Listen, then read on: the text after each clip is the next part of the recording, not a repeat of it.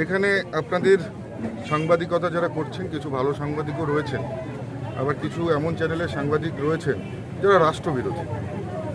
তো স্বাভাবিকভাবেই এক একজনের প্রশ্ন এক এক রকম হবে, কিন্তু আপনারা প্রশ্ন যাই করুন না কেন, আমার যেটা উত্তর সেটা হলো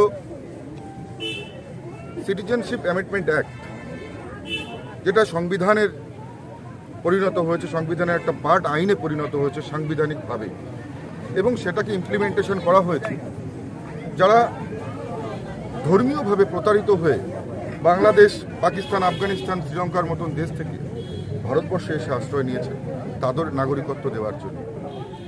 এখানে কোনো রকমভাবে কারোর নাগরিকত্ব হরণ করবার বা ছিনিয়ে নেবার কোনো ধরনের প্রশ্নই নেই। মমতা বন্দ্যোপাধ্যায় যদি এই ধরনের মন্তব্য করে থাকেন, আমি বলবো মমতা বন্দ্যোপাধ্যায় সংবিধানের অবমাননা করছে। মমতা বন্দ্যোপাধ্যায়